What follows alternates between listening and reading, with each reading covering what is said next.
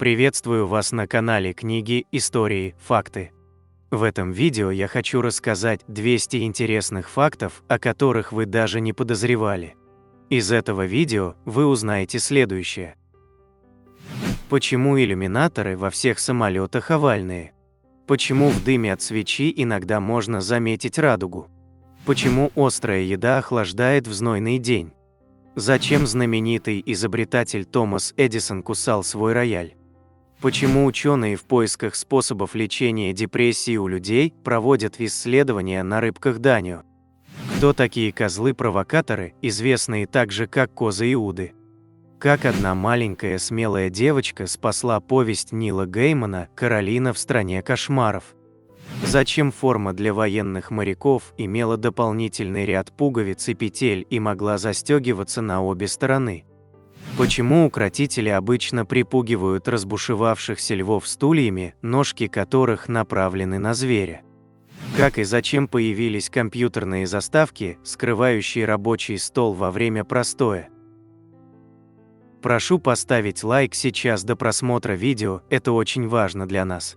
Вы всегда сможете его убрать, если видео вам не понравится. Прошу вас подписаться, а также нажать на колокольчик и выбрать все уведомления. Обращаю ваше внимание, что, как и всегда, в конце видео вас ждет очень интересный бонусный факт для всех досмотревших этот ролик до конца, который вам наверняка неизвестен. В заключении этого видео мы разместим самые интересные, популярные, полезные и остроумные комментарии, которые зрители оставляли к предыдущему нашему ролику, а также список наших спонсоров.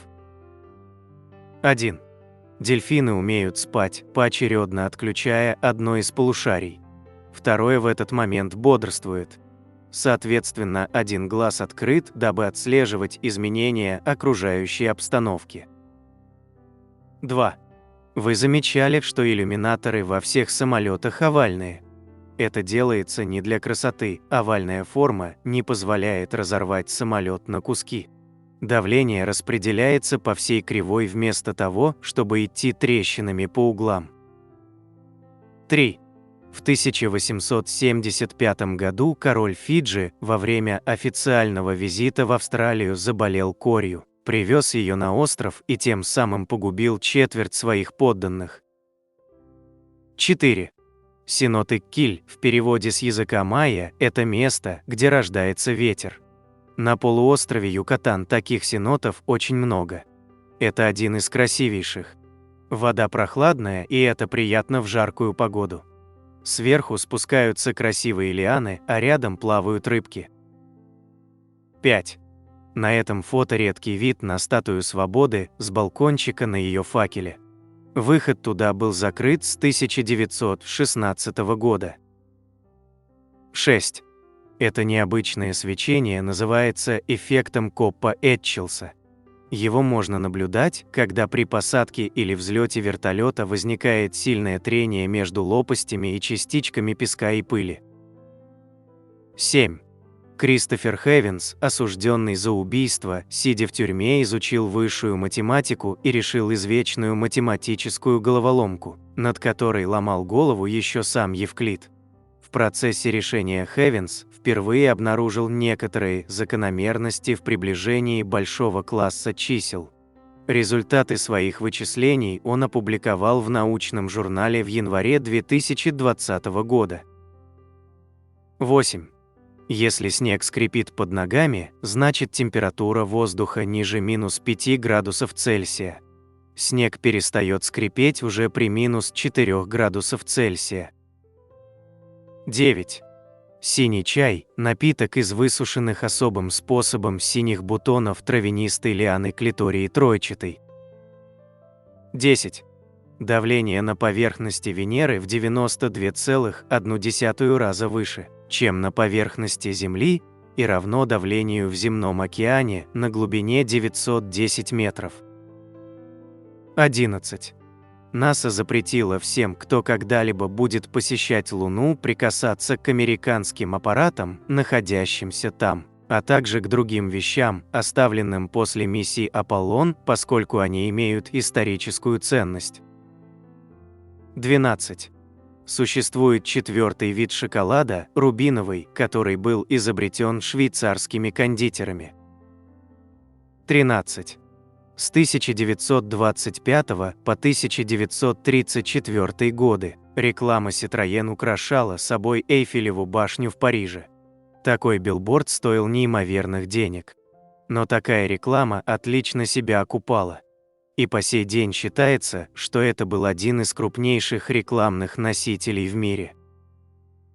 14. Море Уэддала многие считают самым чистым морем в мире.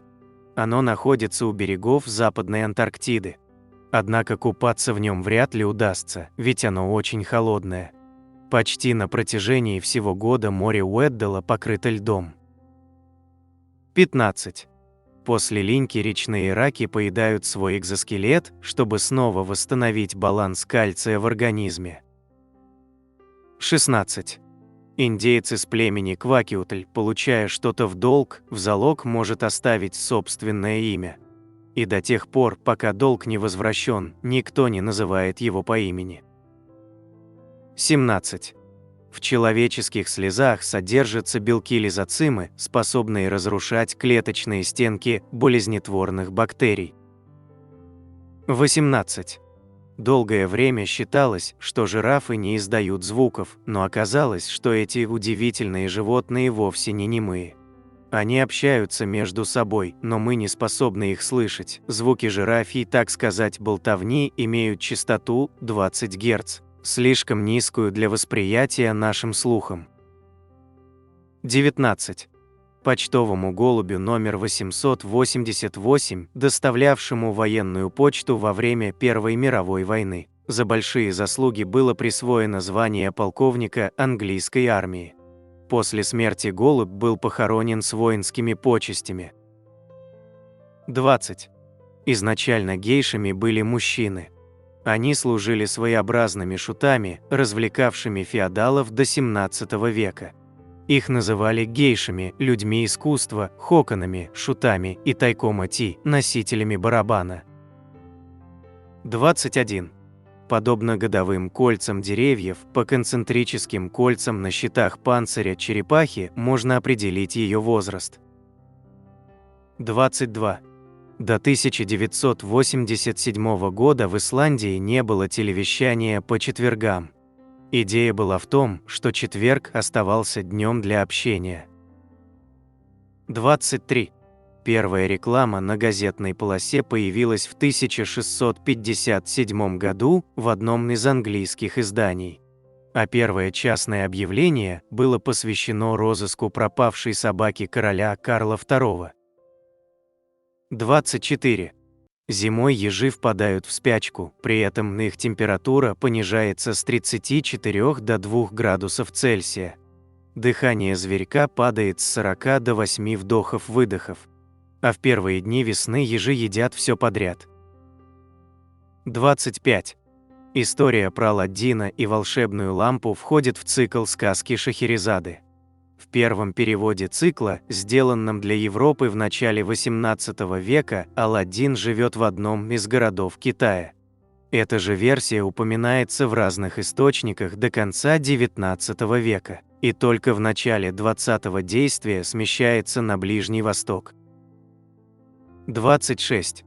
Если вы решили что-то сделать, но не начали это делать в течение 72 часов, в 85% случаев вы не сделаете этого никогда. 27. Возраст вулкана Ключевская сопка составляет около 7000 лет. Цивилизации расцветали и рушились. Искатели открывали новые материки. Рождались и умирали гении, смельчаки и первопроходцы. А он продолжал жить своей жизнью в холоде вечности. 28. На фото медицинский центр лечения головного мозга Лурува, который был спроектирован всемирно известным архитектором Фрэнком Гэри и открыт 13 июля 2009 года в Лас-Вегасе, штат Невада. 29. В мире существуют разные виды и сорта грибов. Все они интересны и удивительны. Однако среди грибного многообразия есть такой, который умеет свистеть. Нет, не просто издавать звуки, улавливаемые приборами, а слышимые человеческим ухом. Этот чудо-гриб называют хориоактис. 30. В театрах Древней Греции был работник, который бил палкой особо шумных зрителей. 31. На фото микроскопические парафиновые капли, выделяемые восковой свечой при сжигании, в видимом спектре света преломляются подобно призме, поэтому в дыме от свечи иногда можно заметить радугу. 32. В Финляндии каждый год проходит чемпионат мира по игре на воздушной гитаре. Это значит, что участники не играют на настоящем инструменте, а лишь изображают такую игру, подражая рок-звездам. 33. В 1456 году Тевтонский орден успешно защитил крепость Мариенбург, выдержав осаду поляков. Однако у ордена кончились деньги и стало нечем расплачиваться с богемскими солдатами-наемниками. В качестве зарплаты наемникам передали эту крепость, а те продали Мариенбург тем самым полякам. 34. По оценкам вирусологов, в организмах птиц и млекопитающих циркулирует 1 миллион 670 тысяч еще не открытых вирусов. Из них могут быть опасными для человека 827 тысяч, а сейчас известно 263 вируса, вызывающих болезни у людей. 35. На протяжении 27 лет в Великобритании существовал налог на шляпы. 36. Бумеранги вернутся к вам даже в космосе. Японский астронавт Такао Дой узнал это, когда запустил его внутри Международной космической станции. Это вызвано тем, что бумеранги не требуют, чтобы сила тяжести функционировала, им нужен воздух и только. 37. В день человеку приходит от 12 тысяч до 60 тысяч мыслей. Причем 80% из них негативные. Что ж, это является нормой для взрослого человека. На негативных моментах мозг приобретает полезный опыт. 38. В английском сленге есть понятие «канадский смокинг», так называют сочетание в одном образе джинсовой рубашки или куртки с джинсами. 39. Дарвин перед свадьбой составил списки «за» и «против» женитьбы. В списке «за» было «постоянный компаньон» и «лучше, чем собака». Список «против» включал «придется навещать родственников» и «меньше денег на покупку книг». 40. У кошек уникальный позвоночник, который позволяет им одновременно поворачивать верхнюю и нижнюю часть тела в разные стороны. Эта способность помогает им всегда приземляться на лапы и в целом способствует гибкости и подвижности тела. 41. Красная панда очаровательна и выглядит безобидной, но если загнать ее в угол, она встанет на задние лапы и устрашающе поднимет передние, чтобы выглядеть крупнее и нагнать на врага страху. 42. Драконово дерево – реликтовое вечнозеленое тропическое растение. По свидетельствам некоторых ученых, оно способно жить до 6000 лет и более. Самому старшему из обнаруженных экземпляров – около 3000 лет. 43. Черный чай и зеленый чай собираются с одних и тех же растений. Вся разница между ними в обработке, которая происходит после сбора. Черный чай подвергается ферментации, а зеленый – нет. 44. В 1999 бегун Серхио Моцаненко стал одним из победителей супермарафона, поменявшись местами со своим братом-близнецом на середине пути. Это удалось понять лишь благодаря тому, что они носили часы на разных руках. 45. Острая еда охлаждает в знойный день. В острой пище содержится капсаицин, который раздражает слизистую, из-за чего тело отправляет мозгу сигналы о перегреве. В итоге мозг заставляет железы вырабатывать больше пота, и температура тела снижается. Неплохой способ охладиться летом – чашка горячего острого супа. 46. Количество точек на спинке божьей коровки зависит вовсе не от возраста, а от вида. Среди них есть двухточечные, семиточечные, 14-точечные и даже 22-точечные насекомые. 47. В Шотландии красная дверь в доме означает, что хозяева расплатились по ипотеке. Это старинная традиция. Счастливые владельцы дома хотят, чтобы все соседи знали, что принадлежит лично им, и поэтому красят дверь в красный цвет. 48. На фото турецкое такси для пьяных. В середине 20 века в барах Турции работали специальные носильщики, которые забирали перебравших клиентов домой. 49. Шоколад ядовит для собак и кошек из-за содержания в нем теобрамина. Для небольшой собачки плитка горького шоколада будет смертельной дозой. Человеку для того, чтобы отравиться шоколадом, необходимо было бы съесть около 40 килограммов за раз. 50. Все бабочки пьют кровь. Бабочка не может ранить человека или животное, но если она вдруг окажется рядом с кровью, то с удовольствием ее выпьет. 51. Десятилетнее исследование, проведенное среди 19 тысяч семей, показало, что видеоигры не оказывают никакого негативного влияния на ребенка. 52. Аргентавис – вид вымерших птиц из семейства тераторнитид, обитавших во времена Верхнего Миоцена в Южной Америке. 53. Человек, обожающий дождь во всех его проявлениях, шорох капель, звук грома, запах влажного воздуха и тому подобное, называется плювиофил. 54. Исследования показали, что туго завязанные галстуки снижают кровоток в голову на 7,5%, что фактически означает легкое кислородное голодание головного мозга. 55. Дерево гинго уникально и не имеет явных связей ни с одним живым растением. Это живое ископаемое, представитель рода, все остальные виды которого вымерли 200 миллионов лет назад. 56.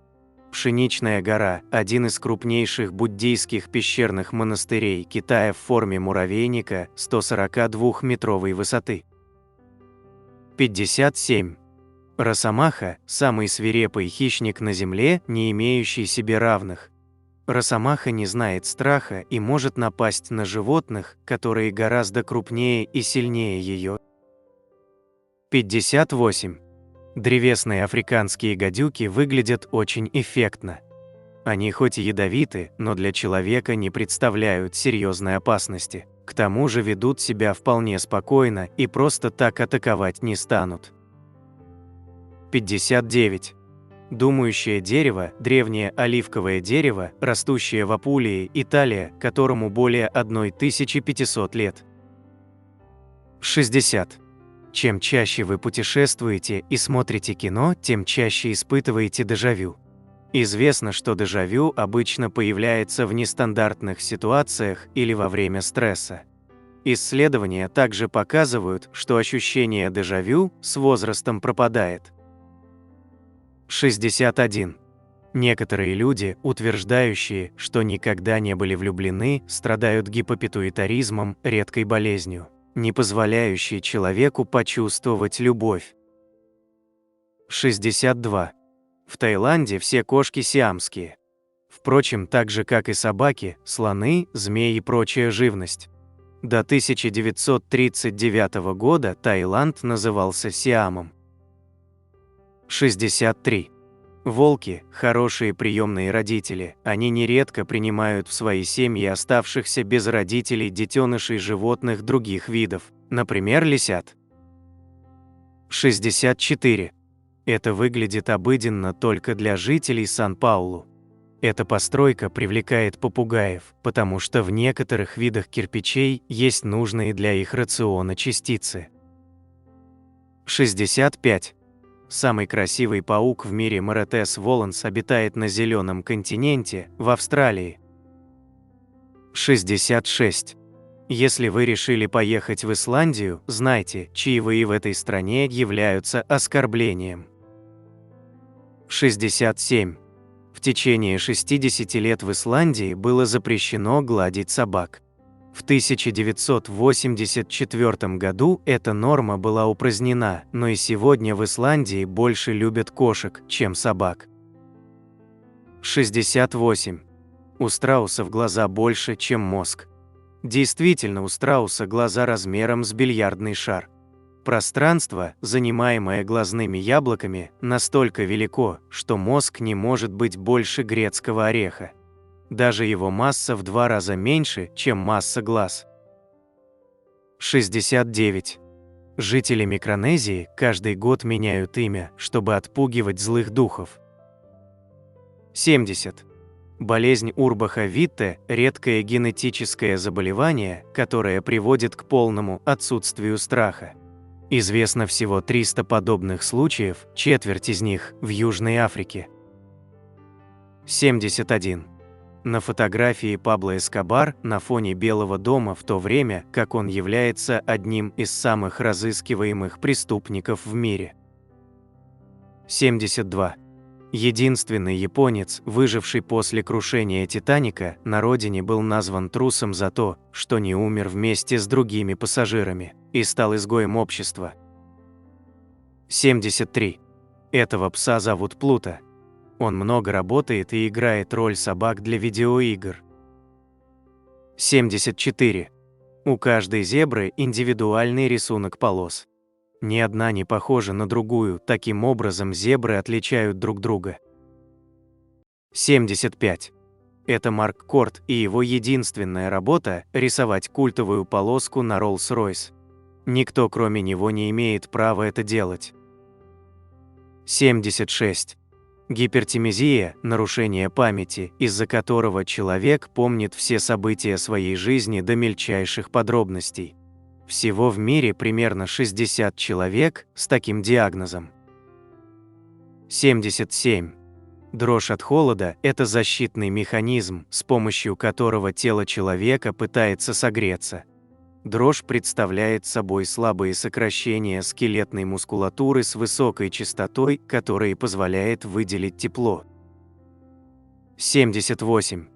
В Австралии есть мост для миграции крабов, так как ежегодно тысячи крабов погибали под колесами машин, а этот мост решает эту проблему. 79. Американский математик Джордж Данцик, будучи аспирантом университета, однажды опоздал на урок и принял написанные на доске уравнения за домашнее задание. Оно показалось ему сложнее обычного, но через несколько дней он смог его выполнить. Оказалось, что он решил 2 нерешаемые проблемы в статистике, над которыми бились многие ученые. 80. В Сингапуре незаконное подключение к чужому Wi-Fi наказывается лишением свободы до 3 лет. 81. Момент – это средневековая английская мера времени, равная 1,5 минутам. 1 час 40 моментов. 82. Это вовсе не микросхема смартфона, как можно было бы подумать, а вид со спутника на солончак Solar de Atacama в Чили. 83. Японская компания Ma Corporation разработала сумку-аквариум, чтобы владельцы домашних рыб могли выгуливать своих питомцев. 84. Предельная температура вдыхаемого человеком воздуха равна 116 градусам по Цельсию. 85. Кусок чистого золота размером в спичечный коробок может быть раскатан до размера теннисного корта. 86. В мире есть 2 страны, где развод запрещен законом – Ватикан и Филиппины. 87. Во время чумы в средние века некоторые врачи носили примитивную форму костюма биологической опасности, который назывался чумным костюмом.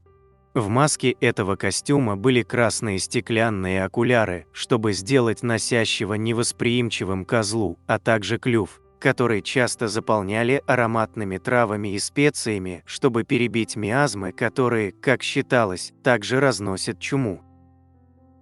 88.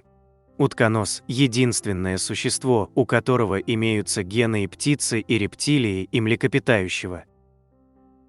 89. Римский час длился 44 минуты зимой и 75 летом. 90. Человек, который весит на Земле 45 килограммов, на Плутоне будет весить примерно 3. 91. Традиционная вьетнамская остроконечная шляпа появилась на свет в качестве защиты от падающих с деревьев кокосов. Упав на такую шляпу, кокос, конечно, ударит человека, но не смертельно, после чего отскочит в сторону. Без шляпы же падение кокосового ореха на голову чаще всего заканчивается смертельным исходом.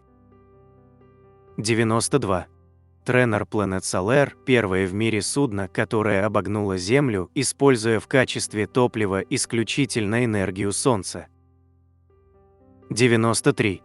Озеро Блед справедливо считается одним из чудес Словении, лежит на границе долины и Альпийского горного края в Люблянской котловине на высоте 475 метров.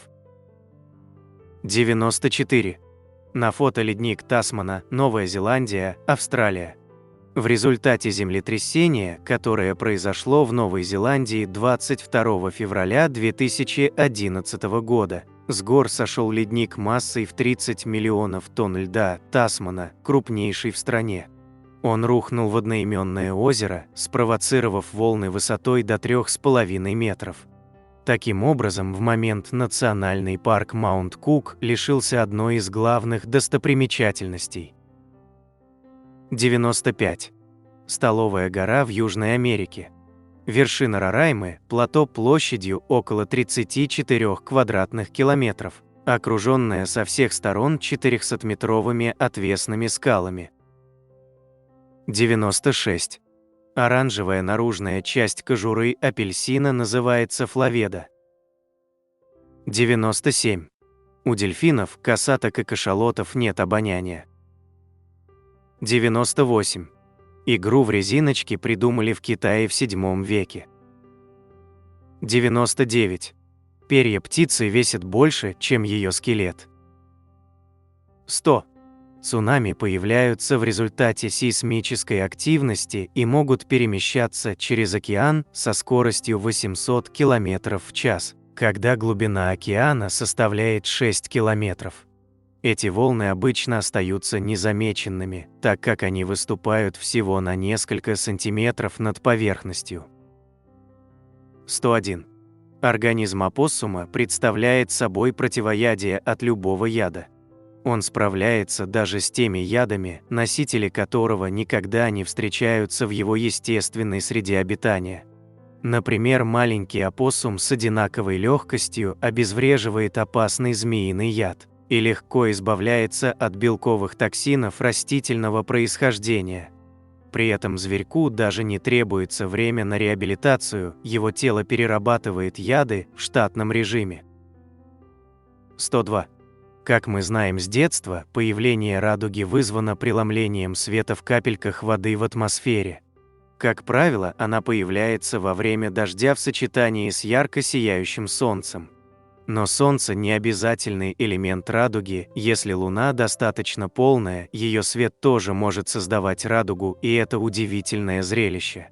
Лунная радуга бледнее солнечной и появляется в местах, где есть водопады или часто случаются туманные ночи во время яркой полной луны. 103. По традиции, донской казак носил серьгу в ухе в знак того, что он кормилец семьи. В левом ухе – единственный сын у матери, в правом – последний мужчина в роду. Таких казаков атаман посылал на опасные военные миссии в последнюю очередь. 104. Дежавю – это чувство того, что происходящие события вам знакомы, поскольку вы видели их во сне. Как дежавю значит «уже видел», так дежавю можно перевести как «уже сновидел». Однако дежавю ни в коей мере не помогает предсказывать предшествующие события, а является реакцией на уже происходящее. 105. Дейзи Эшфорд написала роман «Юные посетители» о высшем обществе Англии конца XIX века, когда ей было всего 9 лет. А в 13 лет Дейзи бросила писательское ремесло и никогда к нему не возвращалась. Через 28 лет после написания «Юных посетителей» Эшфорд со своими сестрами наткнулась на рукопись своего романа, разбирая вещи умершей матери. Они решили опубликовать его, сохранив юношескую орфографию и пунктуацию, исправив только одну ошибку в названии книги. Когда роман вышел, он сразу же стал бестселлером. На доходы от продаж Эшфорд купила себе ферму. Эшфорд никогда больше не писала, но в старости начала автобиографию, которую позже уничтожила. 106. Правило о том, что при крушении корабля следует в первую очередь спасать женщин и детей, не существует. Решение о надлежащих действиях в аварийной ситуации принимает капитан корабля. Чаще всего спасающиеся действуют по принципу «каждый за себя». 107. Томас Эдисон с детства страдал глухотой, которая постепенно усиливалась на протяжении жизни. Чтобы слышать звуки рояля, он кусал инструмент и чувствовал вибрацию музыки через зубы. На одном из его роялей сохранились следы этих укусов. 108. Библис гигантский, самое крупное плотоядное растение, достигающее полуметра в высоту, его листья и стебли покрыты волосками, выделяющими клейкий секрет, в который может попасться даже мелкая позвоночная, ящерица или птица. В прошлом о нем ходили слухи, как о растении-людоеде.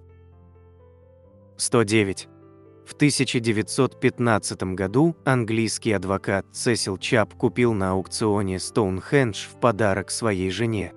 Однако та не особенно обрадовалась подарку. Во-первых, Стоунхендж обошелся довольно дорого, около 700 тысяч фунтов стерлингов в сегодняшних деньгах, а во-вторых, Мэри Чап рассчитывала, что ее супруг приобретет на аукционе что-нибудь полезное для дома, например, занавески, а не самый значительный памятник Англии.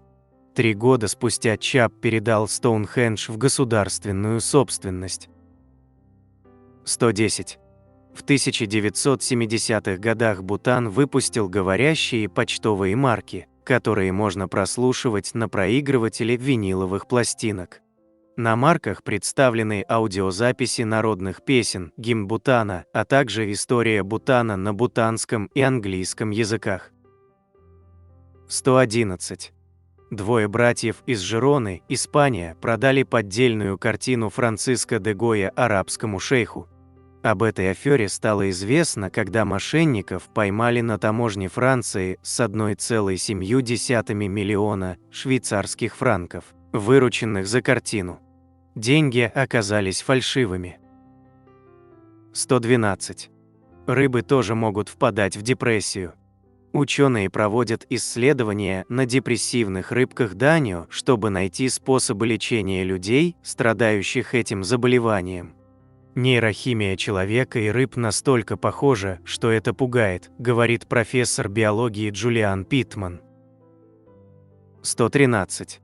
Американский нефтяной магнат и миллиардер Жан-Пол Гетти установил таксофон у себя в особняке, чтобы не оплачивать звонки своих гостей.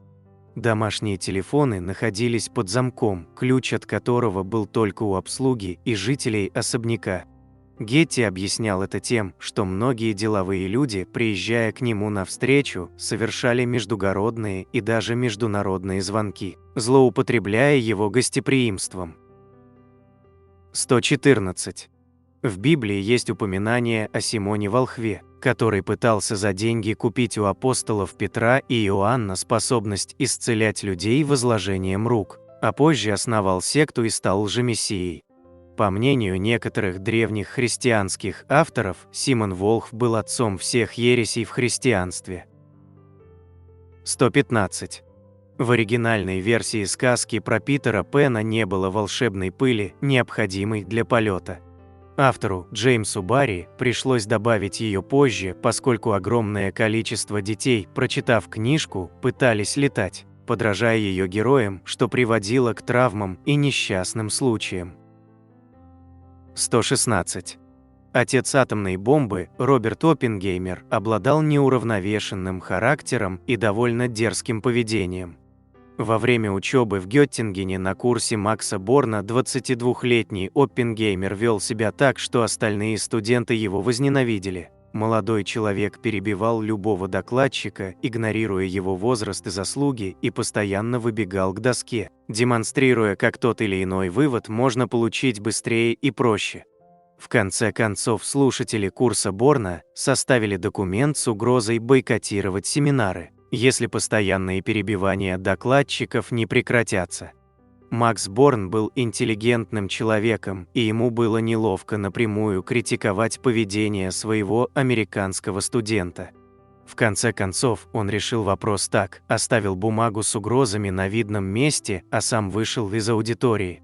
Когда он вернулся, Оппенгеймер, за это время успевший снова выбежать к доске, где ему не мог не попасться на глаза документ, сидел бледный и молчаливый на своем месте.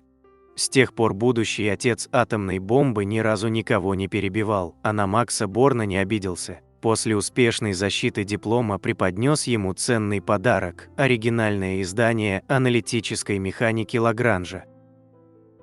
117.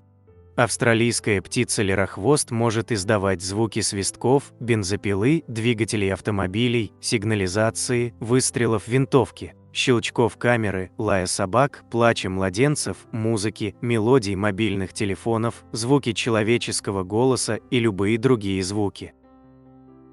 118.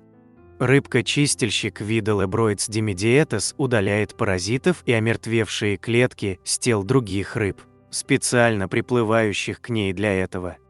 Демидиатус питается не паразитами, а кожной слизью рыб. Однако рыбка знает, что если будет просто съедать слизь, другие рыбы к ней не приплывут. Поэтому маленький, так сказать, косметолог сначала проводит сеанс чистки и только потом, когда клиент возвращается на повторный осмотр, объедает слизь.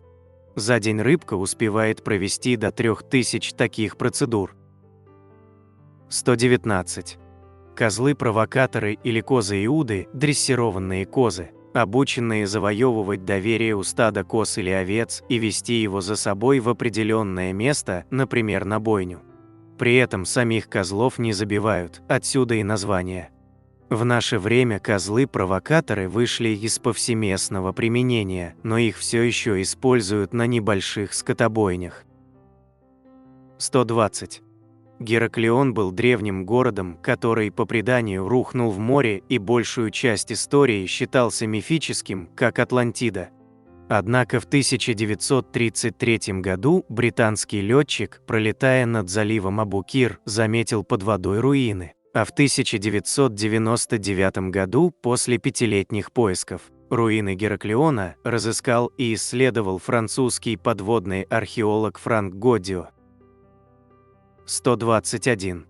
В 1761 году французский астроном Гийом Лежантиль отправился в Индию, чтобы наблюдать транзит, то есть прохождение Венеры по солнечному диску, но из-за войны с Англией не смог вовремя высадиться на берег.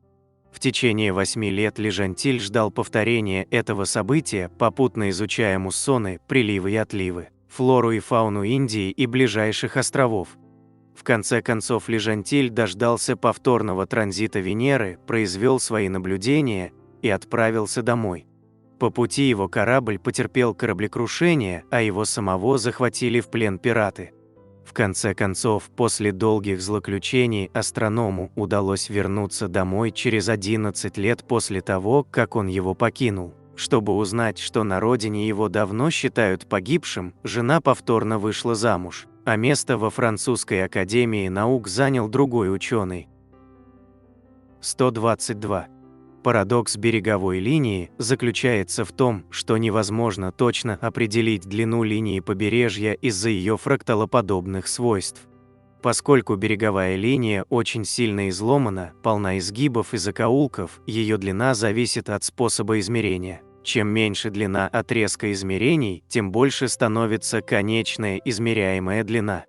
Например, с участком 100 километров длина побережья Великобритании составляет 2800 километров, Но если уменьшить участок до 50 километров, она вырастет до 3400 километров и так далее. Поскольку для участка суши возможно выделить изгибы любого размера, от сотен километров до долей миллиметра и меньше, нельзя очевидным образом подобрать размер наименьшего элемента, который должен быть взят для измерения. Следовательно, нельзя однозначно определить и периметр данного участка. Это странно, но ученые так и не смогли найти решение этого парадокса. 123. 22 ноября 1968 года самолет японской авиакомпании при заходе на посадку ударился о водную поверхность залива Сан-Франциско, но остался цел, никто из пассажиров не погиб. Во время расследования в качестве главного свидетеля был вызван капитан Кохэй Асо. Его спросили, как вы умудрились посадить самолет на воду в 2,5 милях от аэропорта, прямо по курсу посадочной полосы? Комиссия ожидала, что пилот будет ссылаться на обстоятельства, помешавшие разобраться в обстановке. Но в ответ услышали, как говорят у вас в Америке, я просто облажался. Заявление обезоружило комиссию. Впоследствии способ обезоруживания оппонента прямотой ответа получил название «защита АСО». Этот термин до сих пор используется, например, в книгах по теории управления. 124. Ортодоксальным иудеям в шаббат запрещено переносить любые вещи, кроме одежды, за пределами своего жилища, так написано в Торе. Но есть лазейка. Частные владения евреев можно объединить в одно общее, при условии, что территория будет иметь явно обозначенные границы. Такая территория называется эрув и чаще всего огорожена натянутой веревкой или проволокой. В пределах эрува в субботу можно свободно переносить предметы, как если бы человек находился в своем доме. В некоторых городах мира эрувы простираются на целые улицы и даже районы. 125. В 1948 году на пляже Клируотера, США, появились огромные следы трехпалых лап. Ученые, осмотрев отпечатки, предположили, что их оставил гигантский пингвин ростом не менее 4,5 метров. Правда, поймать его или хотя бы увидеть им не удавалось. Следы продолжали появляться еще в течение 10 лет, а затем исчезли. Спустя еще 30 лет, в 1988 году, местный шутник Тони Синьорини признался, что следы оставлял он. Просто ради шутки. Он и его приятель, Эл Уильямс, изготовили чугунные ботинки в виде лап, и по ночам Синьорини бродил по пляжу, оставляя отпечатки, перепугавшие весь город и поставившие биологов в тупик. 126. Постройка «Титаника» осуществлялась силами около 1500 рабочих, в том числе детей возрастом 12-13 лет. Во время работ 8 рабочих погибло, большинство от падения с высоты, 246 человек получили травмы, из них 28 тяжелые. За 3 изнурительных года было использовано 3 миллиона заклепок и потрачено 200 миллионов долларов. Когда корабль был готов, представитель компании White Star Line с трепетом сказал, даже сам Бог не сможет потопить этот корабль. 127. В 1960-е годы правительства многих штатов Америки проводили тесты на грамотность среди потенциальных избирателей. Эти тесты, якобы для проверки грамотности при голосовании, на практике были предназначены для лишения расовых меньшинств избирательных прав. Тесты были очень запутанными, а времени на их прохождение давалось очень мало. Всего одна ошибка позволяла не допустить человека к голосованию. Среди белых людей тестирование не проводили, считалось, что они и так грамотные. 128. Детская повесть Нила Геймана «Каролина» показалась агенту писателя Мэрили Хейфетс слишком страшной для публикации. Гейман возражал. В конце концов они договорились, что если дочь Хейфетс Морган сможет прочитать повесть до конца, не испугавшись, рукопись отправят в издательство. Морган прочла повесть и нашла ее очень интересной. Книгу издали, по ней сняли анимационный фильм «Каролина в стране кошмаров», завоевавший широкую популярность, затем поставили мюзикл. Перед премьерой Нил Гейман сказал Морган: «Это тебя мы должны благодарить за все это. Если бы ты испугалась, Каролина отправилась бы в мусорное ведро». «Я испугалась», — ответила та, — «и еще как. Я была в ужасе. Но я знала, что если признаюсь в этом, мне не дадут дочитать книгу до конца, а мне так хотелось узнать, чем все закончится». 129. Двое детей, предположительно 7 и 12 лет, прижались руками и ногами к мягкому известняку на Тибетском Нагорье. Со временем известняк затвердел, сохранив отпечатки ладоней и стоп. Перед глазами встает образ детей, наслаждающихся игрой. Но как давно появились эти отпечатки?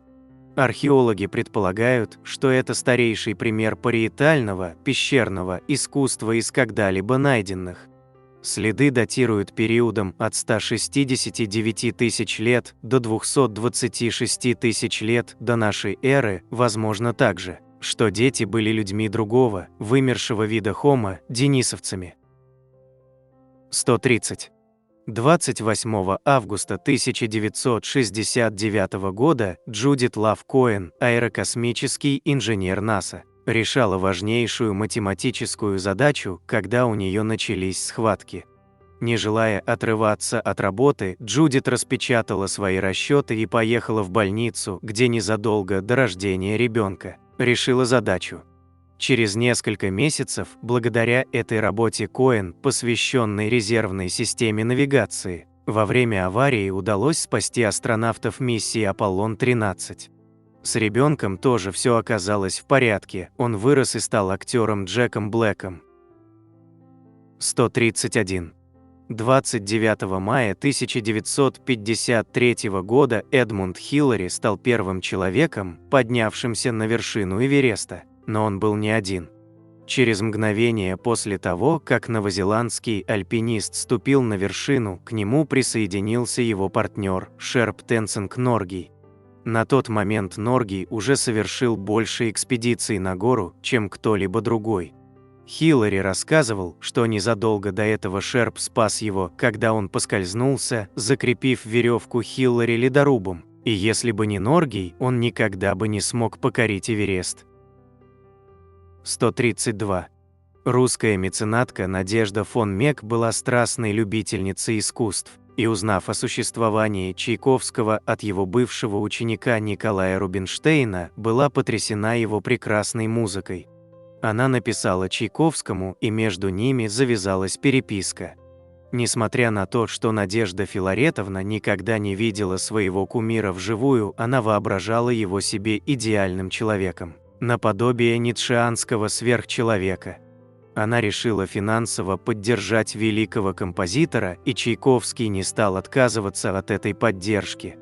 Фон Мек платила на содержание Чайковского 6 тысяч рублей в год, это был солидный доход, позволивший тому не работать. Профессора консерваторий, его коллеги, зарабатывали всего 300-400 рублей в год. Хоть Петр Ильич и принимал с благодарностью помощь своей покровительницы, он всегда испытывал из-за этого неловкость, да и она тоже. Поэтому, обменявшись за жизнь более чем 1200 письмами, они никогда не встречались лично, по крайней мере преднамеренно. Однажды Чайковский и фон Мек столкнулись на прогулке лицом к лицу, он приподнял шляпу, она неловко промолчала, и эта встреча так и осталась единственной за 13 лет их дружбы. 133. У человека и остальных млекопитающих есть возвратный гортанный нерв в виде длинной петли, соединяющей мозг и гортань. По идее, этот нерв мог бы пролегать напрямую и быть гораздо короче, ведь между гортанью и мозгом всего несколько сантиметров расстояния, но он был унаследован нами от рыб, у которых нет шеи, и возвратный гортанный нерв идет по оптимальной траектории. 134. Вам никогда не хотелось исчезнуть из собственной жизни? Нет, не умереть, а испариться, оставить в прошлом все, что волновало, уволиться с работы, разорвать все отношения? и навсегда исчезнуть, чтобы начать новую жизнь где-то в совсем другом месте. В Японии некоторые люди так и делают. Их называют дзюхацу, этих дезертиров из своей жизни, и это слово переводится как «испарение». Оно описывает людей, которые сознательно приняли решение пропасть без вести и пожизненно скрывать свое местонахождение от всех, кто их знал. Эта тенденция постепенно распространяется по Европе и США, и открываются даже агентства, помогающие людям испариться. Их услуги называются «ночной переезд». 135. Традиционно, в военной форме пальто моряков по покрою отличались от тех моделей пальто, что носили сухопутные войска. Их пальто обыкновенно бывали однобортными, в то время как модель для военных моряков имела дополнительный ряд пуговиц и петель и могла застегиваться на обе стороны. Причина такого покроя чисто практическая, когда моряк по долгу службы вынужден находиться на палубе на открытом воздухе. Целыми часами, неся вахту, ветер может дуть с любой стороны. Поэтому закройщики разработали пальто, которое можно было по необходимости перезастегнуть. Простое, но гениальное решение, не правда ли? 136. В 1836 году руководство Банка Англии получило анонимное письмо, в котором неизвестный утверждал, что имеет доступ к золотохранилищу банка и предлагал встретиться там в назначенный ими час. В условленное время, находясь в хранилище, сотрудники банка услышали грохот и звук ломающихся досок, и вдруг из-под пола выпрыгнул смеющийся мужчина. Оказалось, что этот мужчина – канализационный мастер. Работая в шахтах, он обнаружил старую канализацию, проходящую прямо под хранилищем. Ревизия показала, что мужчина ничего не украл, и банк, в качестве благодарности, наградил его 800 фунтами стерлингов, что на сегодняшний день эквивалентно 10 миллионам рублей. 137.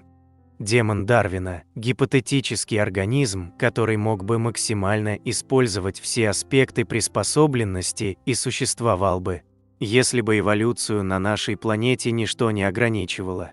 Демоны Дарвина могли бы сразу после рождения в любом месте найти партнера для спаривания и произвести на свет бесконечное по численности потомство.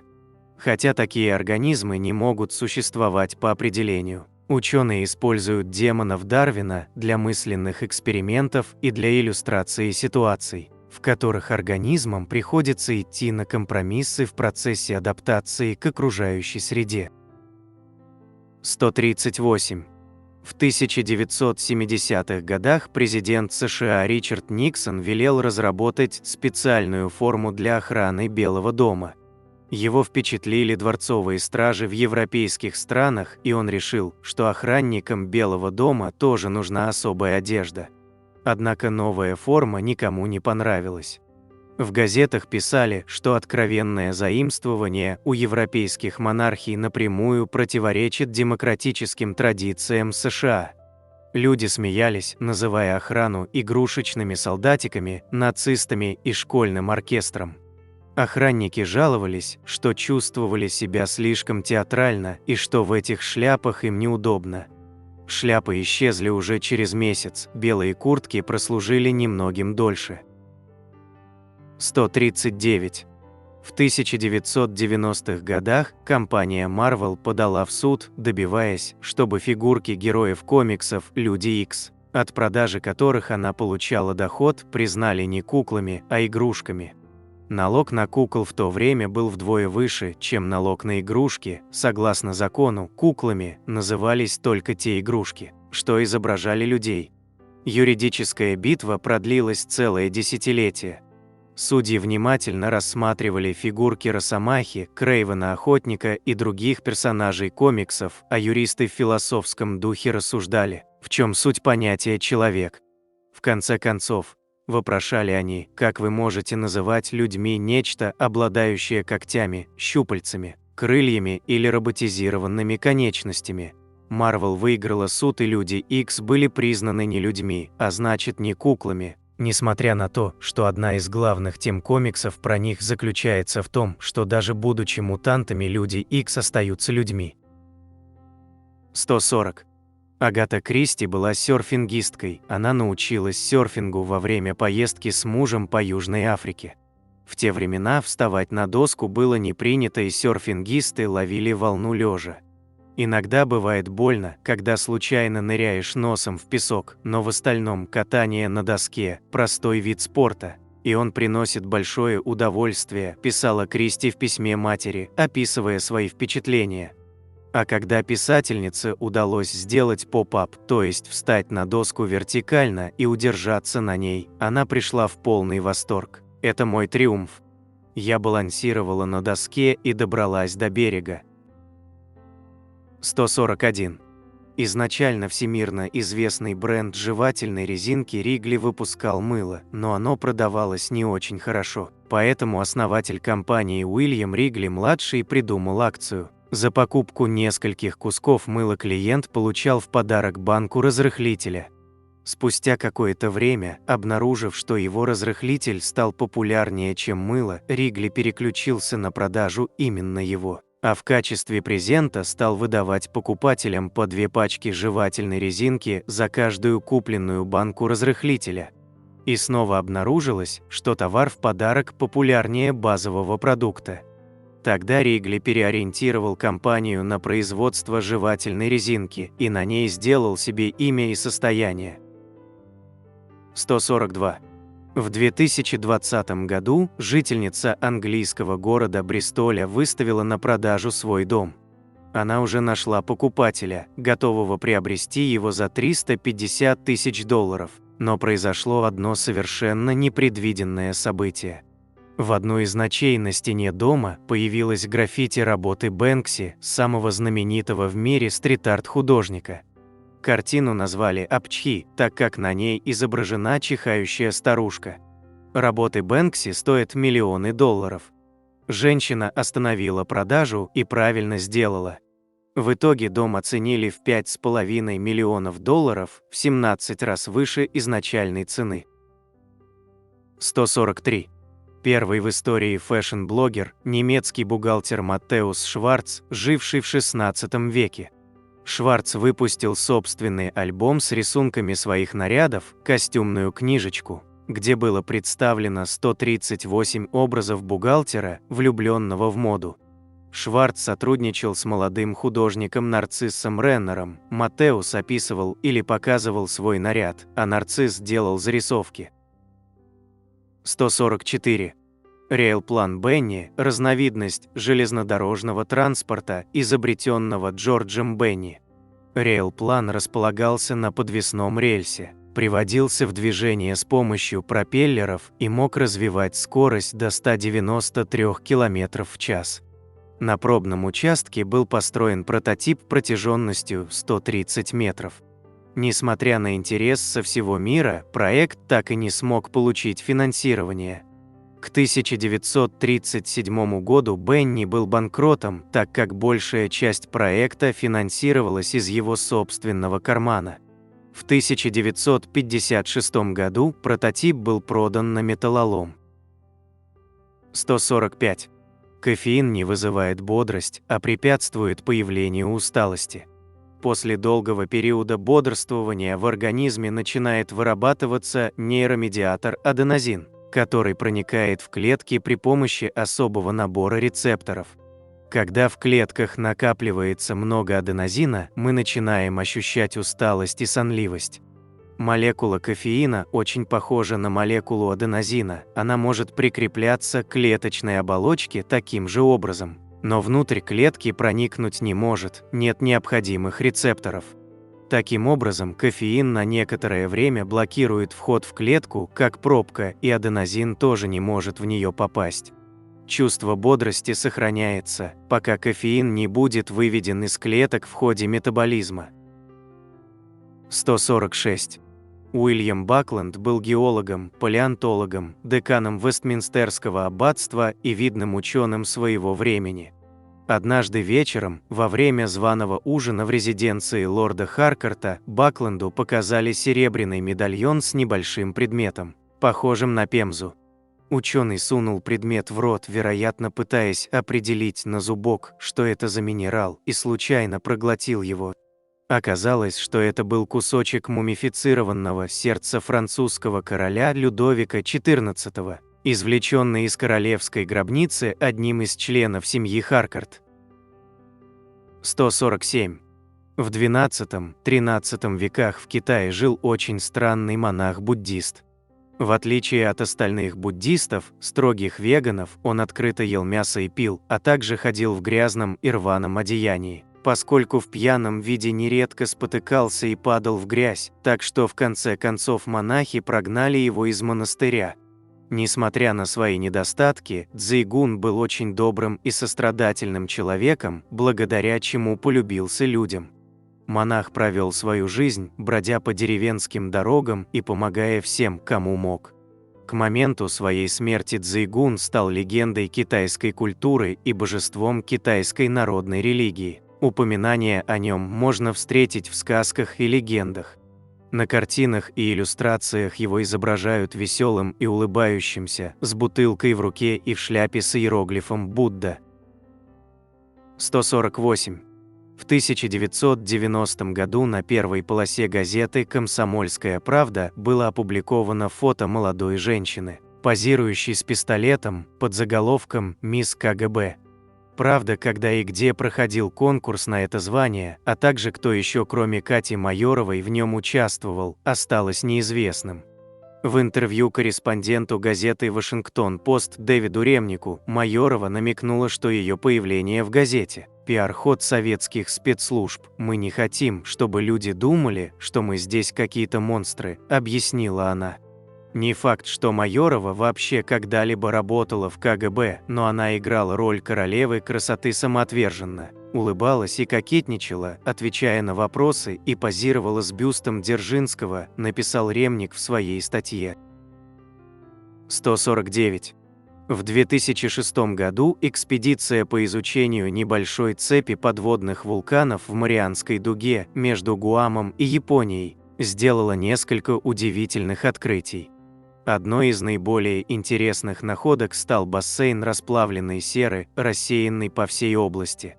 В этом негостеприимном месте температура достигает 180 градусов Цельсия, извергается сера и токсичные тяжелые металлы. Но именно это место любит вид рыб под названием морской язык. Оказалось, что эти плоские, как камбала рыбы, процветают в этой среде. Плотность населения рыб здесь в 100 раз больше, чем обычно на континентальном шельфе. Так что же стало причиной такого процветания этих странных рыб? Ученые пока не знают. И никто не знает, как рыбы могут жить прямо у бассейна кипящей ядовитой серы. Более того, некоторых рыб видели лежащими прямо в этом бассейне, просто плавающими по поверхности котла кипящей серы, как ни в чем не бывало. Вот так то, что вы назвали бы адом, морские языки называют своим домом. 150. Крошечные рачки-амфиподы – ребята наблюдательные.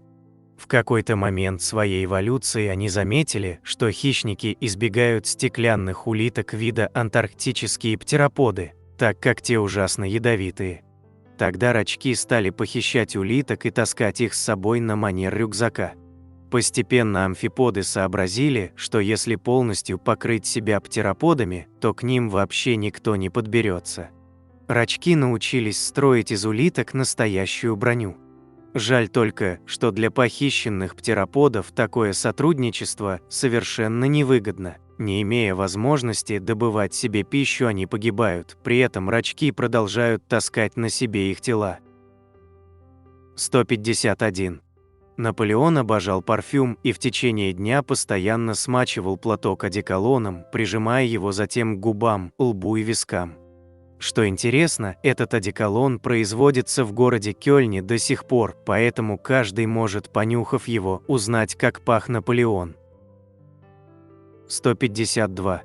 Китайские рынки называются мокрыми, потому что полы в них мокрые от таяния льда и использования пульверизаторов, помогающих сохранять продукцию, в основном рыбу и морепродукты, свежей. На сухих рынках продаются товары другого типа – консервы, сладости, приправы. В последнее время сухие рынки обычно представляют собой отдельную секцию в мокрых. 153. 21 июня 1985 года на борту рейса Brussels Safe Flight 139, направляющегося в Осло, пьяный мужчина по имени Стейн Арвид Хусаби, вооруженный пневматическим пистолетом, стал угрожать бортпроводникам и пилотам, заявив, что в салоне якобы заложена бомба. В Осло он хотел поговорить с премьер-министром Каре Виллахом и министром юстиции Моной Рёкке и сделать политическое заявление. Таковы были его требования. Когда самолет приземлился, Стейн освободил 70 заложников в обмен на то, что самолет переместили ближе к зданию аэропорта. Через 30 минут он освободил оставшихся заложников. Все это время горе-террорист пил, а после того, как алкоголь в самолете закончился, обменял свой пистолет на пиво. Самолет был немедленно взят штурмом, а Хасаби отправился за решетку на 3 года. Это был первый случай угона самолета в Норвегии. 154. Английские аристократы XVII века ввели в моду лужайки, когда стали засеивать травой обширные и наиболее заметные участки своих владений, те, что находятся прямо перед домом. Этим они хотели показать, что настолько богаты, что могут позволить себе держать землю пустой, не используя ее для посева. 155. В 1990-х годах инженеры компании Mazda разработали и построили автомобиль-чемодан. Они приобрели самый большой чемодан бренда Samsonite, который смогли найти, и мотоцикл Pocket Bike. Затем они поместили в чемодан двухтактный двигатель 33,6 кубического сантиметра и мощностью 1,7 лошадиных сил, а также руль и шины от Pocket Bike. На сборку автомобиля-чемодана уходила всего 1 минута, а его максимальная скорость составляла 30 км в час. Один из таких автомобилей все еще существует и прекрасно функционирует, утверждает Mazda. 156. Язык жирафа загорает на солнце, приобретая синий цвет. Это происходит потому, что жирафы питаются с его помощью, весь день обрывая листву с верхушек деревьев под палящим солнцем. Язык содержит меланин, пигмент, отвечающий за загар и защищающий от солнечных ожогов. 157. Поскольку птицы – это динозавры, а точнее специализированные динозавры-тероподы из группы манирапторов, на Земле в данный момент обитает больше видов динозавров, чем млекопитающих. По оценкам биологов, ныне живущих млекопитающих насчитывается около 6500 видов, в то время как птиц 5000 видов только воробьинообразных, а в целом, на начало 20-х годов 21 века, было известно около 11 тысяч видов. 158. Король Эдуард IV в 1461 году занял у Оксфордского университета сумму, эквивалентную $384. Король вернул $160, а оставшийся долг в $224 так и не был погашен. О нем забыли до 1996 года, а когда вспомнили и пересчитали на современные деньги, долг составил $290 миллиардов. Обнаруживший долг администратор Оксфорда предъявил королеве Елизавете II счет, но поскольку сумма превышала все разумные пределы, согласился уступить и сократить долг до примерно 9 миллионов, которые государству пришлось выплатить. 159. Укротители обычно припугивают разбушевавшихся львов стульями, ножки которых направлены на зверя. Львы умеют фокусироваться на одной цели, на которую и нападают. 4 ножки, воспринимаемые как 4 объекта, вводят животных в ступор, и они отступают. 160. Музыкальные инструменты, вырезанные из природного льда, могут производить музыкально точные звуки, а инструменты из искусственного льда не обладают акустическими свойствами. Это выяснилось в процессе подготовки к Норвежскому фестивалю ледяной музыки, проходившему в 2018 году, на котором все музыканты играли на ледяных инструментах. 161. В Великобритании есть разговорное слово «джобсворд», так называют человека, который использует свой рабочий авторитет, чтобы усложнить окружающим жизнь, дотошно выполняя рабочую инструкцию. Слово образовано от фразы «я не могу этого сделать, это больше, чем то, за что мне платят». Джобсворты, как правило, крайне недружелюбны. 162. Большинство бесшерстных кошек в мире относятся к породе канадский сфинкс, выведенный в 1966 году. Но в России есть свои собственные сфинксы, донские. С виду они мало чем отличаются от канадских собратьев, но эта порода моложе. Она была выведена в 1986 году в Ростове-на-Дону. 163. У раков-отшельников проблемы с недвижимостью, они постоянно перерастают собственные раковины. Поэтому, когда рак замечает вымытую на берег раковину какого-нибудь моллюска, он пытается ее примерить. Если раковина слишком большая, рак складывает клешни и спокойно ждет, пока более крупный рак-отшельник не заметит находку. Он делает это не просто так. Если крупный рак решит переехать, то наш герой сможет занять его освободившуюся раковину. Но тем временем и другие раки начинают собираться вокруг свободной раковины и примерять ее. Они встают в очередь по размеру, и когда, наконец, находится достаточно большой рак, происходит упорядоченный хаос, вследствие которого все раки получают новые дома. 164. В 1712 году в Англии женщина по имени Джейн Уэнхем была обвинена в колдовстве.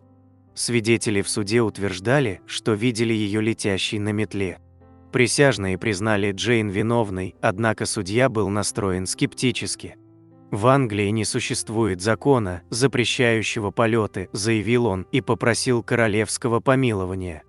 Джейн отпустили на свободу. 165. В XVIII веке королевский врач немецкого происхождения Иоганн Фридрих Струэнзе более чем на год захватил власть в Дании. Он успел отменить рабство и цензуру прессы, сократить государственные расходы, уволив без пенсии множество чиновников, и завязать интрижку с королевой, прежде чем его сместили и казнили в 1772 году. 166. Азиатские кошачьи акулы плохо плавают, зато неплохо ходят по суше. Используя свои специально приспособленные плавники, акулы передвигаются по рифам, порой полностью выходя при этом из воды. Невероятно милые зверушки, более похожие на гекконов, чем на акул, описал их эколог Марк Эрдман. Они неважные пловцы и проводят всю жизнь на родных рифах. 167. Броненосцы – поистине удивительные создания. Мало того, что они действительно бронированные, пули отскакивают от них, не причиняя вреда, так еще и способны по собственному желанию превращаться в воздушный пузырь. Собираясь поплавать, броненосец нагнетает в тело воздух, заглатывая его. Когда воздуха становится достаточно, животное заходит в воду и плавает по ее поверхности благодаря воздушному пузырю внутри. Если же броненосцу нужно погрузиться на дно, он может задерживать дыхание на 6 и более минут, то он просто стравливает лишний воздух и уходит под воду. 168. В середине XVIII века среди европейской молодежи было принято по достижении совершеннолетия совершать путешествия по Европе, гранд-тур. Те из молодых англичан, что побывали в Италии и отведали итальянских макарон, приобрели привычку все модное называть макаронным. О, это так макаронно! Кроме того, они носили непомерно высокие парики, очки с затемненными стеклами и вели себя женственно и жеманно. В народе их прозвали макаронами и нещадно высмеивали. Считается, что макароны были первыми английскими модниками, предшественниками денди, которые стремились выглядеть безупречно и модно. но избегали пышных причесок и присущей макаронам женственности в манерах. 169. В течение многих лет канадцы увлекались спокингом. Все началось с того, что кто-то заметил, что седьмой премьер-министр Канады сэр Уилфрид Ларье, изображенный на купюре в 5 канадских долларов, напоминает персонажа «Звездного пути Спока», сыгранного Леонардом Немоем. Дорисовывая Ларье прическу и брови, канадцы превращали его в Спока, что очень их веселило. Таких купюр становилось все больше. В 2002 году Банк Канады официально потребовал прекратить спокинг, но это не помогло. Когда Немой скончался в 2015 году, это спровоцировало новую волну спокинга, после чего банк напомнил, что порча купюр запрещена законом, но реакции снова не последовало. Начиная с 2013 года, Ларье на 5-долларовых банкнотах стал немного меньше напоминать Спока. А в 2020-м было решено заменить его портрет на другого национального героя, выбранного при помощи голосования. 170. Кресло с центростремительной пружиной, изобретенное в Нью-Йорке в середине XIX века, было прообразом современных офисных стульев. Сиденье имело единственную опору с крестовиной, его можно было наклонять и вращать, а ножки были снабжены колесиками. Однако за пределами США новинка провалилась из-за того, что стул получился слишком удобным. В Европе царила викторианская мораль и считалось, что сидение на жестких, неудобных стульях позволяет людям демонстрировать утонченность, силу воли и высокую нравственность через сохранение вертикального положения. 171. Большинство ранних компьютерных мониторов содержали электронно-лучевую трубку, проецирующую изображение на экран при помощи люминофора. Однако, если определенное изображение оставалось на экране слишком долго, люминофор мог оставить его отпечаток на стекле, явление, известное как выгорание. Чтобы предотвратить повреждение экранов, программисты создали файлы движущихся изображений, метко назвав их скринсейверами. Так появились компьютерные заставки, скрывающие рабочий стол во время простоя. Они так понравились пользователям, что по-прежнему используются, хотя современные мониторы не содержат люминофора. 172. В 2009 году в ходе интервью популярный комик Луи Си-Кей рассуждал о молодых неизвестных актерах, которые просят совета мэтров профессии в надежде, что совет поможет им в карьере. «Не может быть, чтобы ты спросил у Шона Пенна, что мне делать, чтобы достичь вашего уровня. И потом сразу стал большим актером, это так не работает». Оказалось, работает. Во всяком случае, с Шоном Пенном. В сети есть выпуск телешоу Inside the Actors Studio от 1999 года, в котором молодой и никому неизвестный Брэдли Купер просит у Шона Пенна именно такого совета. 173. У Моцарта была старшая сестра Мария Анна по прозвищу Наннерль, которую так же, как и его самого, считали вундеркиндом. С 11 лет девочка великолепно исполняла сложнейшие сонаты и концерты на клавесине. Они с братом вместе гастролировали, и порой Мария Анна выступала даже успешнее Вольфганга Амадея. Однако, как заметил их отец, собственную музыку Наннерль не сочиняла, и потому она постепенно переместилась на вторую роль в выступлениях с братом. Выйдя замуж, Мария Анна оставила концертную деятельность и стала давать уроки игры на фортепиано. 174. Если вы слишком много времени проведете на ярком интенсивном солнце без солнцезащитного крема, вы, вероятно, получите солнечный ожог. Окажись манго в такой ситуации, результат будет таким же. Манго – очень хрупкий фрукт с тонкой, нежной кожицей. Избыток солнца повреждает ее, приводя к обесцвечиванию и повреждению. В 2014 году в Австралии стояла жара более чем в 40 градусов, что привело к потере почти четверти от всего урожая манго из-за солнечных ожогов. 175.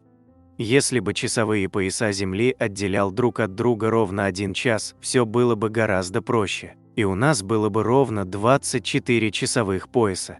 Но на самом деле их больше. Многие часовые пояса отличаются всего на полчаса или 35 минут, что не укладывается в красивую и удобную 24-часовую схему.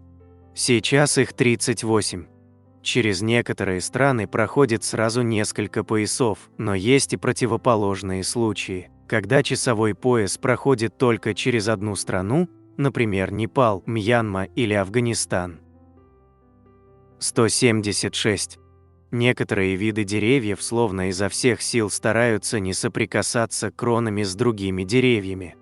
Этот феномен называется застенчивость кроны и приводит к формированию лесного полога с каналами-пробелами.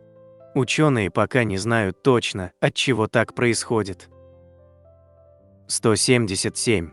Неспособность человека запоминать события раннего периода детства называется инфантильной амнезией.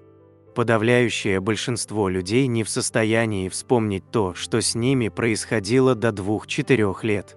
Причина этого науке неизвестна, но существует два предположения. Первое заключается в утрате человеком большинства нейронных связей раннего периода жизни и замене их другими в процессе взросления. Второе предполагает, что младенчество – очень трудный период жизни, поскольку шансы на выживание новорожденного в природных условиях весьма невысоки. Мозг не сохраняет воспоминаний, защищая психику младенца. 178. Слово «ресторан» появилось во Франции в XVI веке и происходит от слова «восстанавливающий». Изначально так называли концентрированные, недорогие супы, продававшиеся в качестве средства, восстанавливающего истощенный организм. В 1765 году парижский предприниматель открыл магазин, где можно было не только купить, но и съесть такой суп, что положило начало истории термина, означающего заведение для еды. 179. Слово «фен» происходит от «фен», что означает «теплый ветер, дующий с гор». Приборы марки «Фен», предназначенные для сушки волос, выпускались в Германии с начала XX века. В итоге слово стало нарицательным и вместе с самими приборами распространилось по миру. 180. В середине VII века до нашей эры у царей Ассирийского царства возникла проблема со львами. Благоприятные погодные условия позволили этим животным так сильно размножиться в округе, что они стали заходить на улицы Ниневии, столицы царства, хватать и утаскивать людей. Нападения же на деревни и скот были бесчисленны. Так как царь – главный защитник государства, ассирийские цари были вынуждены лично возглавлять охоту на львов. А поскольку противник у царя должен быть достойным, в ассирийских сказаниях льва все чаще стали называть царем зверей.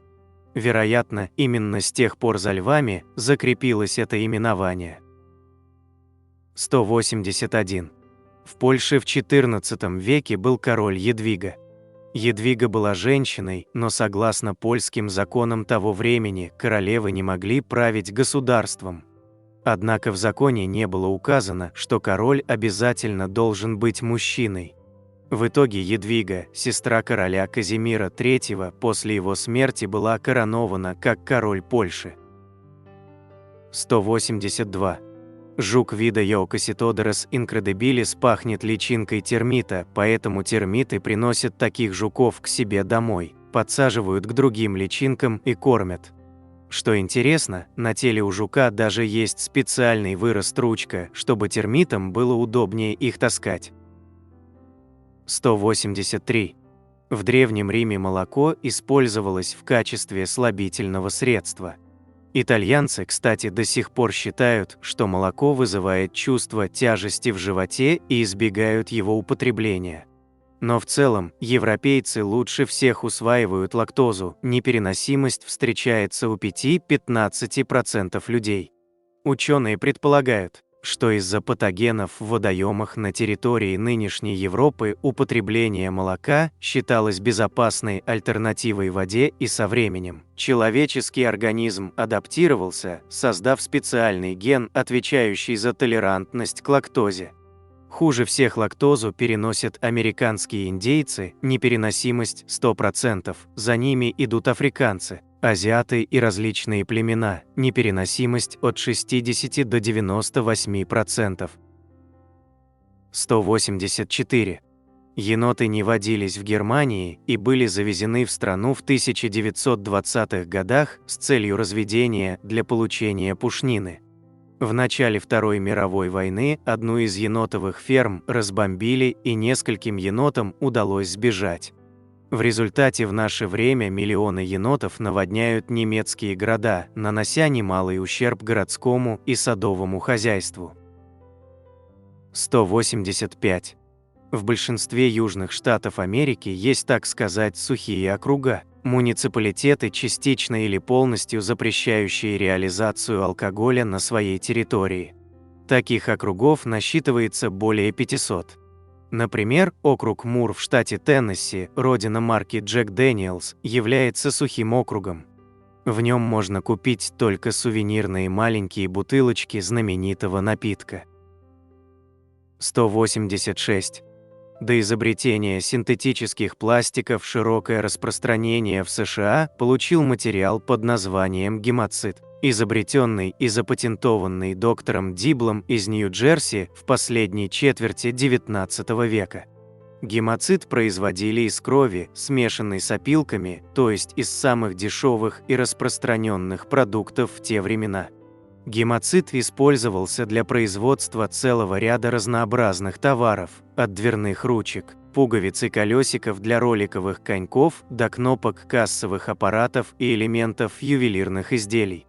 Гемоцид был недорогим, легко поддающимся шлифовке, невосприимчивым к влаге и перепадам температуры материалом, но постепенно потерял популярность с приходом на рынок новых материалов на основе смол, сначала натуральных, а затем синтетических.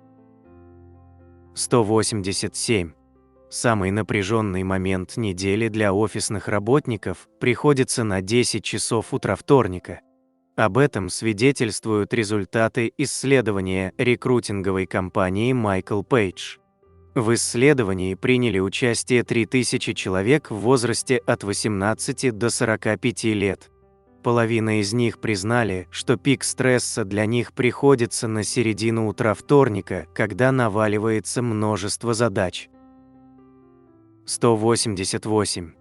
В разгар Великой депрессии банкир Марк Уэлч Монро по прозвищу Мистер Пэт заметил, что люди тратят свои последние деньги на покупку бутылки Кока-Колы, при этом акции компании очень дешевы. Он купил несколько акций и посоветовал другим жителям Куинси, штат Флорида, поступить так же. Монро знали как надежного человека, и многие последовали его совету.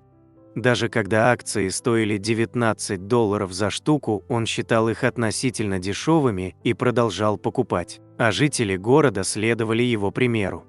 Благодаря этим инвестициям и способности Монро к убеждению, фермерский городок удержался на плаву во время падения рынка и неурожаев.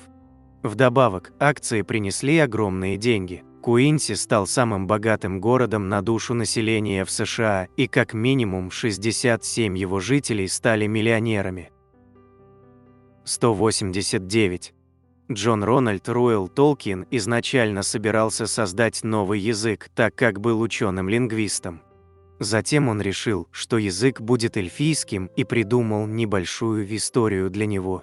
Но эльфам из его истории нужно было где-то жить, в результате чего Толкин постепенно выдумал целый мир и написал роман «Властелин колец», где действие происходит в этом мире. 190. В имперском Китае был закон о создании и использовании изображений драконов. Для простых людей предназначались драконы с 3 когтями, для аристократов и высокопоставленных сановников с 4, а драконы императора изображались с 5 когтями. Любой человек, кроме императора, использующий изображение дракона с 5 когтями, должен был быть казнен за государственную измену. 191. Преподобный Роберт Шилдс, проживший почти 90 лет, оставил после себя эпохальный труд. Дневник из 37,5 миллионов слов, который он писал каждые 5 минут своей жизни, начиная с 1972 года. Дневник Шилдса занимает 91 коробку и держит рекорд самого объемного и подробного дневника в мире. Шилдс был так занят, непрерывно ведя дневник, что спал всего пару часов в сутки. В записях можно найти данные о том, что он носил, куда ходил, как часто посещал туалет и как именно выглядели результаты посещения, параметры температуры тела и артериального давления, сны, размышления о Боге, счета, диалоги, описание обстановки и тому подобное. 192. Британский врач и ученый Чарльз Благден проводил эксперименты в комнате печи, стоя в ней сам, а также помещая туда собаку и сырые продукты. Стейк, бифштекс и яичница прожарились до готовности в то время, как он сам и собака чувствовали себя нормально. Так была открыта роль потоотделения в терморегуляции тела. 193. Будучи проглоченным лягушкой, водяной жук вида Регимбертия этенюэйт не умирает в ее желудочно-кишечной системе. Он может дышать при помощи специальных воздушных карманов по бокам тела, а его хитиновый панцирь достаточно прочен, чтобы выдержать воздействие желудочной кислоты. Жук спокойно проделывает путь по кишечнику, занимающий от 10 минут до 6 часов, и выходит наружу невредимым. 194. Камни Раи – это большие каменные диски с отверстием посередине, которые использовались в качестве денег в Микронезии. Их размеры очень разнятся, самые большие могут иметь диаметр до 3,6 метра и весить 4 тонны. Всего было насчитано около 13 тысяч таких монет. Стоимость камня зависела не только от размера и материала, но и от его истории. Если при создании или транспортировке камня кто-то погибал, его стоимость возрастала. Большие камни не перемещали, а просто писали на них имя нового владельца. Если камень упал на дно моря, он не выбывал из денежного оборота, достаточно было описать место его примерного нахождения. 195. В 1906 году один американец в Сиэтле был приговорен к 1 минуте заключения за пьянство и хулиганство. Первоначальный приговор составлял 6 месяцев, но после апелляции и судебных разбирательств его сократили до минуты. Надзиратель завел осужденного в тюрьму, подождал, пока секундная стрелка часов не совершит полный круг, и отпустил его. 196. Мезоамериканская игра в мяч – это спортивная игра ацтеков, напоминающая волейбол и баскетбол. Точные правила неизвестны. Из-за довольно тяжелого мяча игра была куда травмоопаснее, чем современные подобные игры. Некоторые травмы были настолько серьезны, что их приходилось вскрывать, свидетельствует испанский летописец Диего Муньос Камарго. Другие испанские источники XVI века утверждают, что игрок мог погибнуть, если мяч попадал ему в голову или в живот. Впрочем, игрок мог погибнуть и по другой причине. В те времена существовала традиция приносить одного из игроков в жертву, о чем свидетельствуют фрески на стенах древних стадионов. 197.